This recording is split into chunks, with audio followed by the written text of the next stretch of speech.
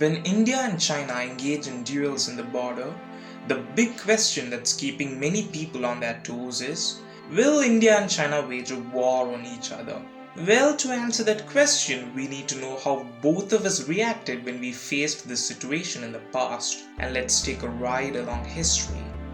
India and China share a border of 3,500 kilometers running from Kashmir to Myanmar, and at most places it is not clearly delineated and is called the line of actual control. The term LAC gained legal recognition after the Sino-India border agreements signed in 1993 and 1996. The 1996 agreement states that no activity shall overstep the line of actual control. During the month of May 2020, two places along the Indo-China borders have emerged as hotspots, which are Sikkim and Ladakh. In Ladakh, there are two contentious areas where Chinese army has increased its deployment of troops and warlike material, namely Pangong Tso and the Galwan Valley. Indian troops have resorted to aggressive patrolling in these areas, and though no bullets have been fired, there have been violent physical clashes between the troops using sticks and batons till 15th of June 2020. In the late 1967, there were two skirmishes between Indian and Chinese forces in Sikkim.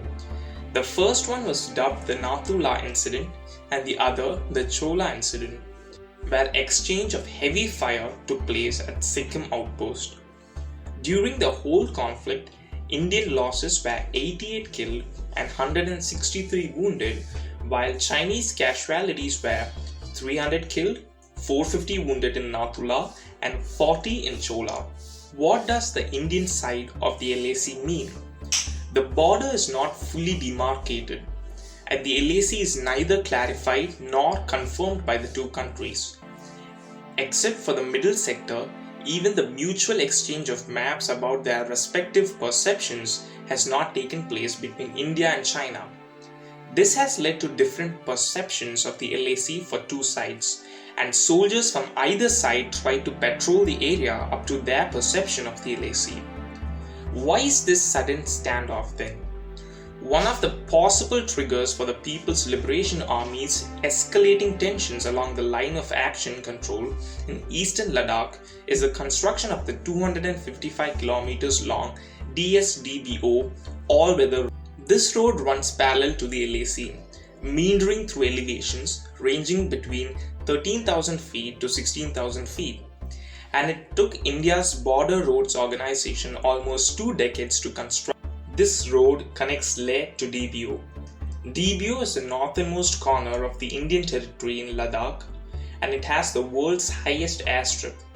Originally built during the 1962 war but abandoned until 2008, when the Indian Air Force revived it as one of its many advanced landing grounds along the LAC with the landing of an Antonov An-32. In August 2016, the IAF created history by landing one of its newly acquired Lockheed Martin C-130J-30 transport aircraft at the DBO. The Chinese build-up along the Galwan River Valley region overlooks and hence poses a direct threat to the DSDBO road. The DSDBO highway provides the Indian military access to the section of the Tibet-Xinjiang highway that passes through the Aksai Chin. The road runs almost parallel to the LAC at Aksai Chin, which is the eastern ear of the erstwhile Jammu and Kashmir state that China occupied in the 1950s. There have been similar standoffs before too. For instance, the Daulat Beg Oli incident of May 2013. A 3-week standoff between Indian and Chinese troops took place along the line of actual control. The matter was finally diffused on 5th May 2013. India agreed to destroy some military structures along the 250-kilometer stretch near Chumar, which Chinese perceived to be threatening. Later in October 2013, both sides signed a border defense cooperating agreement to ensure that border patrolling does not escalate into a military conflict. The Chumar incident, September 2014. Chumar is an area 300 kilometers northeast of Leh, bordering Himachal Pradesh. China has since long been trying to reduce India's dominance in the area. Indian troops rushed to the site to stop the construction work. Meanwhile, China also called for reinforcement, and eventually 1,000-strong Chinese force was mobilized that sat 5 kilometers into Indian territory in eyeball-to-eyeball contact with Indian troops. The tension was eventually diffused by mediation at the highest level. Similarly, the Demchuk incident. Demchuk is the area where LAC ends and IB starts, and also the area where Indus River enters into India from China. The Doklam incident in Sikkim in June 2017. Chinese troops entered into Indian territory in the Sikkim sector and jostled with the Indian army guarding the Sino-Indian frontier, besides destroying 2 bunkers. So, will the dispute set an inception for war?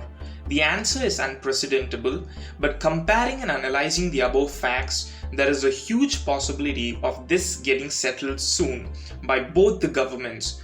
But on the other hand, if diplomatic steps are not successful, it would be a really bad situation for both sides. Recently, the Indian Army said a de-escalation process was underway. And in recent days, army generals from India and China have been involved in talks aimed at resolving the border row. However, it remains to be seen if the talks are successful. The Chinese soldiers guard their side of the border at Nathula to the east of Ladakh. If they are not, some analysts believe there is a risk for further clashes between their militaries. So all we can really do now is hope for the best and be prepared for the worst.